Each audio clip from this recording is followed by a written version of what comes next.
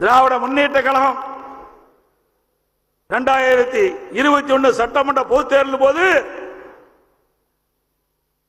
இன்றைய முதலமைச்சர் அன்றைக்கு எதிர்க்கட்சி தலைவர் திராவிட முன்னேற்ற கழக தலைவராக இருக்கின்ற பொழுது சுமார் 520 அறிவிப்புகளை வெளியிட்டார். இதுவரைக்கும் நிறைவேற்றப்பட்டதா? நிறைவேற்றினாங்களா? இப்படி மக்களை ஏமாற்றி தந்திரமாக பேசி இன்றைக்கு கொள்ளைப்புறத்தின் உள்ளாக ஆட்சியிலே அமர்ந்து கொண்டு செயலற்ற அரசாங்கமாக இன்றைக்கு காட்சியளிக்கின்றது. ஒரு பொம்மை முதலமைச்சர் இந்த நாட்டை ஆண்டு கொண்டிருக்கின்றார். அதனால் மக்கள் படுகின்ற துன்பம் ஏராளம். இன்றைக்கு கூட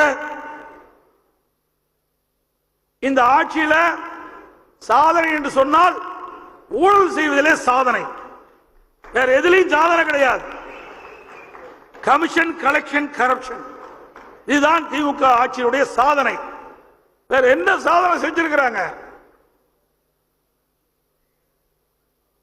எல்லா துறையிலும் ஊழல், ஊழல் இல்லாத துறையே கிடையாது. நாள்தோறும் ஊழல். இந்தியாவிலேயே ஊழலுக்காக கலைக்கப்பட்ட ஒரு அரசாங்கம் என்று சொன்னால் அது திமுக அரசாங்கம் தான். ஊழலுக்காக கலைக்கப்பட்ட அரசாங்கம். ஸ்டாலின் எப்பொழுது பார்த்தாலும் நம்ம இயக்கத்தை பற்றி குறை சொல்லுவார்.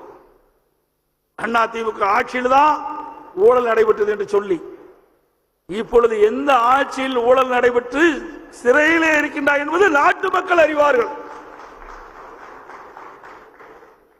அண்மையிலே ஒரு அமைச்சருக்கு நீதிமன்றத்தின் மூலமாக தண்டனை கிடைச்சிருக்குது. இன்னும் பல பேருக்கு தண்டனை கிடைக்க காத்து கொண்டிருக்கின்றார்கள். அந்த முன்னாள் இருக்கிற வரிசையெல்லாம் போயிடும். அந்த சட்டமன்றத்தில் முன் வரிசையில் அமர்ந்து கொண்டிருக்கின்ற மந்திரிகள் எல்லாம் மக்களை பார்க்கல,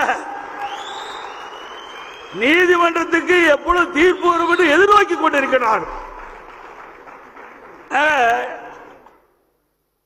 இந்த நாடாளுமன்ற தேர்தலுக்குள்ள பல பேர் எந்த இடத்துல இருக்கணுமோ அந்த இடத்துல அவர் இருப்பார்கள்.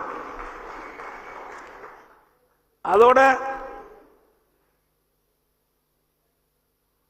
இன்றைக்கு ஒரு அமைச்சர் சிறையில் இருந்து கொண்டிருக்கிறார். யார் என்று உங்களுக்கு தெரியும். 5 மாசமா அழகா சொல்றீங்க, சிறையில் இருந்திருக்கிறார். நம்முடைய நீதிமன்றம் ஒரு தீர்ப்பை வழங்குச்சு. ஒரு அமைச்சர் சிறையில் இருக்கின்றார். அவர் அமைச்சராக பார்ப்பதா கைதியாக பார்ப்பதா? அமைச்சர் என்றால் புரோட்டோகால், அவருக்கு தகுந்த மரியாதை கொடுக்க வேண்டும். கைதி என்றால் அங்கே மற்ற கைதியோடு இருக்க வேண்டும். அந்த கேள்வி எழுப்புகின்ற பொழுது நீதியரசர் சொன்னார், சென்னை உயர்நீதிமன்றத்தில் சட்ட நெறிமுறைப்படி நல்ல அரசாட்சி தர முதலமைச்சர் நினைத்தால் அவரை தார்மீக அடிப்படையில் பதவியில் இருந்து விலகி இருக்கலாம். எவ்வளவு அற்புதமா சொல்லிட்டார். இன்னும் சூடு சொரணை இல்லை. நீதிமன்றம் கொடுத்த தீர்ப்பு கூட, நீதிமன்றம் அற்புதமான கருத்தை சொன்ன பிறகு கூட இன்னும் அமைச்சரவையிலிருந்து விடுவிக்காத இருக்கிறது. காரணம், விடுவிச்சுட்டா இவரை பற்றி சொல்லிட்டா அவரிடத்தில் இவர் போயிடுவார். பெறுகிற முதலமைச்சர் அவருடைய இடத்திற்கு வரவழைச்ச பயம். ஆகவேதான் இன்று வரை இதற்கு மௌனம் காக்கின்றார்.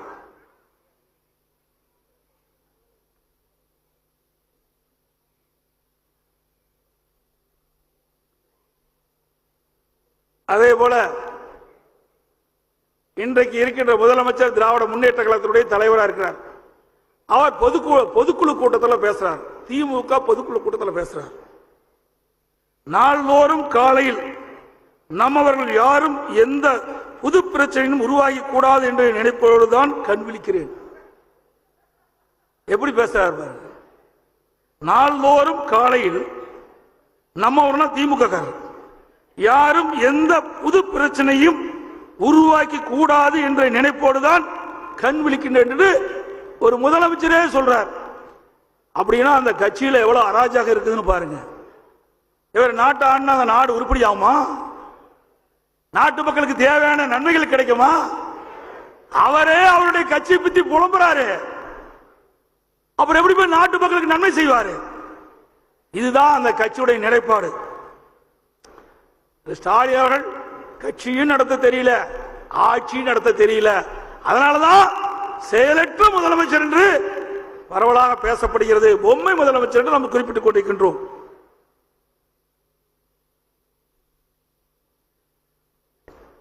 திமுக அரசாங்கத்துக்கு இறங்க முகம் தொடங்கிவிட்டது.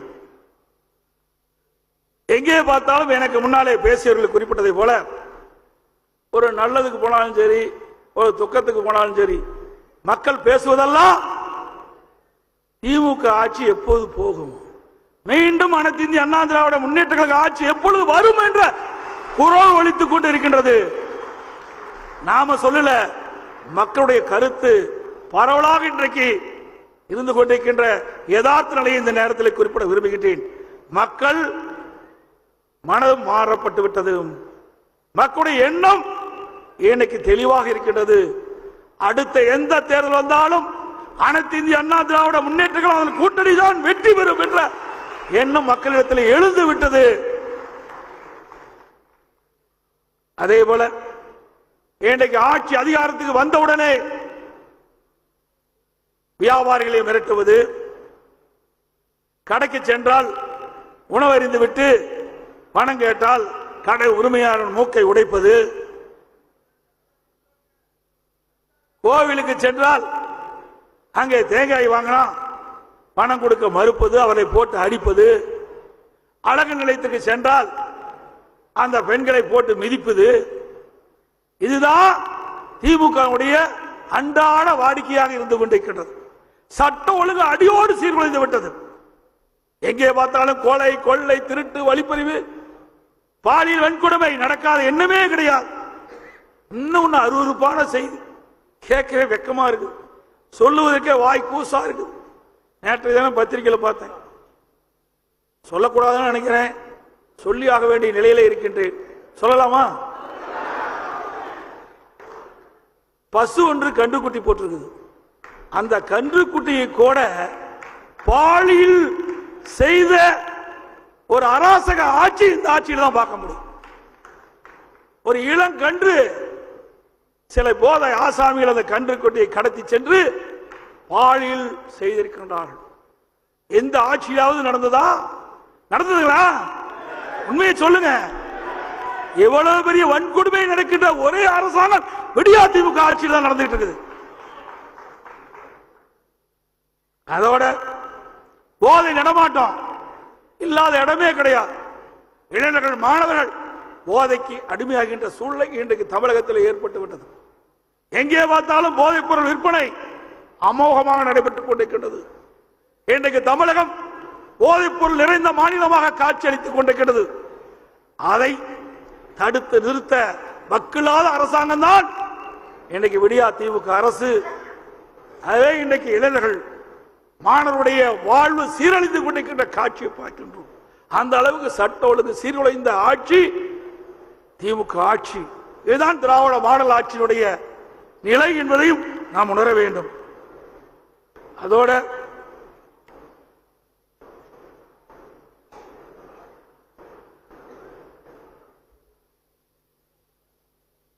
விவசாயிகள் மிக துன்பத்துக்கு ஆளாயிருக்கிறார்கள். பேரிடர் காலங்களிலே விவசாயிகளுடைய பயிர்கள் எல்லாம் மழையிலே முழுகி சேதமடைந்து விட்டது. அதற்கு தேவையான நிவாரணத்தை வழங்காத அரசுதான் விடியா திமுக அரசு. குறைவான தொகைதான் பாதிக்கப்பட்ட விவசாயிகளுக்கு நிவாரணமாக வழங்கிய அரசாங்கம் தான் இந்த விடியா திமுக அரசு என்பதை நேரத்தில் சுட்டிக்காட்ட கடமைப்பட்டிருக்கின்றேன். அதே போல இன்னைக்கு விவசாயிகள் நாட்டுடைய முதுகெலும்பு, இரவல் வாராமல் ரத்தத்தை வேர்வையாக மண்ணிலே சிந்தி உழைக்கின்ற அந்த விவசாய பெருடி மக்கள் இந்த அரசு அநீதி இழுக்கின்றது, வஞ்சிக்கின்றது.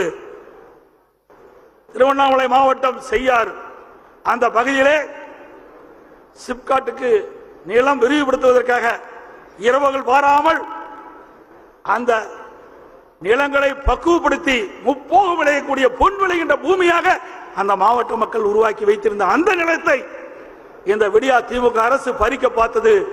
தன்னுடைய நிலம் பறிபோகிவிடும் என்ற அச்சத்தின் அடிப்படையிலே அவர்கள் தங்களுடைய நிலத்தை பாதுகாப்பதற்காக அஹிம்சை முறையிலே அறப்போராட்டத்தின் வழியிலே போராட்டம் நடத்திய விவசாயிகளை குன்ற சட்டத்திலே அடைத்த அரசாங்கம் இந்த விடியா திமுக அரசாங்கம். இதற்கெல்லாம் வருகின்ற நாடாளுமன்ற தேர்தலில் விவசாய பிரிவினை மக்கள் தகுந்த பதிலடி கொடுப்பார்கள். என்ன அந்த விவசாய குற்றம் செய்தான்? தன்னுடைய நிலம் பறிபோகிறது. அந்த நிலத்தை பாதுகாப்பதற்காக அறப்போராட்டம் நடத்துகின்றார். அவர்களை ஏன் குண்டர் சட்டத்திலே கைது செய்கின்றனர்? எந்த அரசாங்கம் இப்படிப்பட்ட செயல் ஈடுபட்டது கிடையாது. செய்திகளை உடனுக்குடனும் துல்லியமாகவும் தெரிந்து கொள்ள சப்ஸ்கிரைப் பண்ணுங்க.